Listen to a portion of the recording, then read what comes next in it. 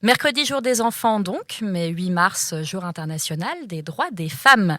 L'occasion de questionner les stéréotypes de genre à leur fondement, l'éducation. Quid de la représentation des genres dans la littérature jeunesse? Alban Manet nous éclaire. Bonjour Alban. Bonjour Valentine. Écoutez, moi je sais pas vous, mais je me rappelle encore de l'époque où mes parents bafouillaient pour m'expliquer des sujets compliqués. Comment un bébé vient de la petite graine de l'abeille qui pousse dans un chou, ou encore à quel point la société est le fruit d'une déliquescence de la médiation républicaine. Vous l'avez compris, expliquer un sujet abstrait est difficile. L'une des solutions pour rester pertinent est de s'appuyer sur des supports adaptés. L'égalité homme-femme ne fait d'ailleurs pas exception à la règle. Loussa Saint-Jour, bonjour. Bonjour. Vous êtes éducatrice spécialisée et vous rédigez actuellement un mémoire. Celui-ci porte sur l'utilisation des albums de littérature jeunesse comme outil de sensibilisation aux stéréotypes de sexe. Alors, pourquoi faire attention aux albums qu'on donne aux enfants alors qu'ils pourraient simplement lire Martine à la plage ou Martine fait du poney ? Alors, pour moi, c'est important parce que déjà, la notion de stéréotype, elle peut aller avec la notion de jugement, puisque ce sont des raccourcis cognitifs que nous faisons tous et toutes pour pouvoir catégoriser des groupes d'individus.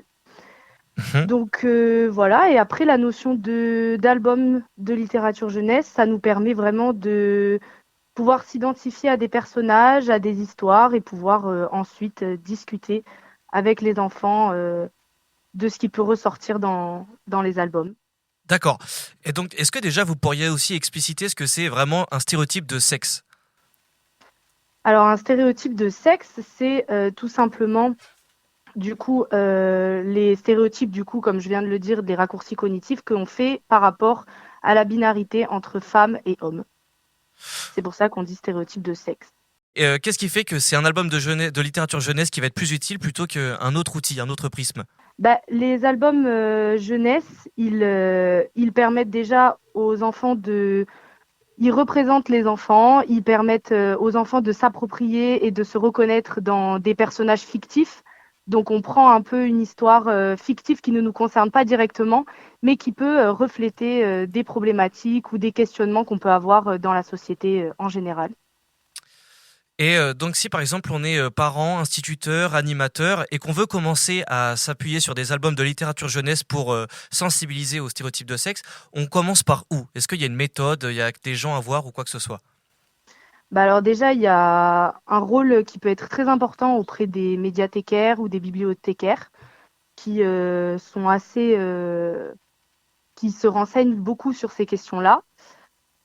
Et ensuite, voilà, poser des questions, se questionner, essayer de voir un peu les maisons d'édition peut-être qui mettent en avant des albums dits un peu à discours alternatif sur ces stéréotypes. Donc, vous voulez des exemples Ah ben s'il vous de... plaît, si vous avez des exemples d'ouvrages à conseiller carrément.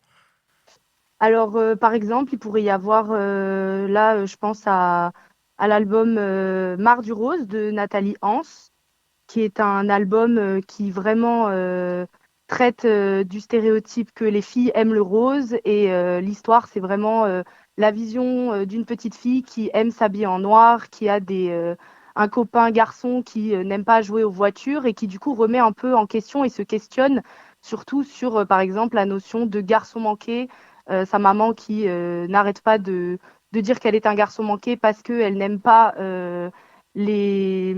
parce qu'elle n'aime pas le rose ou qu'elle n'entre pas dans les codes sociaux d'une petite fille qu'on peut avoir dans notre société.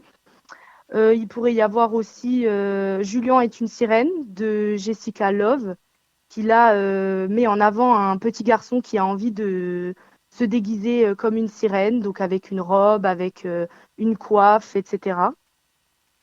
Donc voilà, il pourrait y avoir ça. Ensuite, je pense aussi à La princesse et le dragon de Robert Munch, des éditions Talent Haut, qui met en avant l'histoire d'un prince qui se fait enlever par un dragon et d'une princesse qui va essayer de mettre en place des stratagèmes pour aller libérer le prince de l'emprise du dragon. Donc voilà, c'est des exemples comme ça. Après, il y en a beaucoup, beaucoup d'autres à étudier et à lire avec les enfants. Ouais, et je suppose qu'on peut même aborder tout type de sujet en fait avec les albums de littérature jeunesse au final. Oui, oui, il y a des albums qui traitent par exemple de la séparation entre les parents et l'enfant lors de l'entrée en école maternelle, qui peut être un moment difficile à vivre pour les enfants et pour les parents. Donc voilà, il y a divers sujets.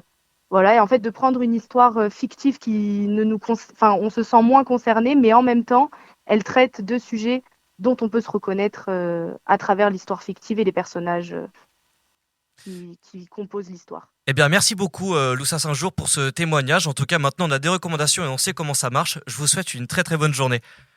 Avec plaisir et bonne journée à vous tous et toutes. Et à Merci beaucoup. bientôt. Et voilà. Et Au dites-moi, revoir. Valentine, est-ce que vous aussi, maintenant, vous comptez désormais avoir des albums jeunesse en livre de chevet? Et pourquoi pas? Eh ben, si en tout cas vous êtes comme moi, je vous conseille de vous rapprocher de l'une des 14 bibliothèques du réseau des bibliothèques de Vallon. Plus de 130 000 livres et des professionnels sur place qui sauront vous conseiller. Waouh, super. Bah, je pensais pas que c'était si fourni en bibliothèque sur le territoire. C'est une vraie chance.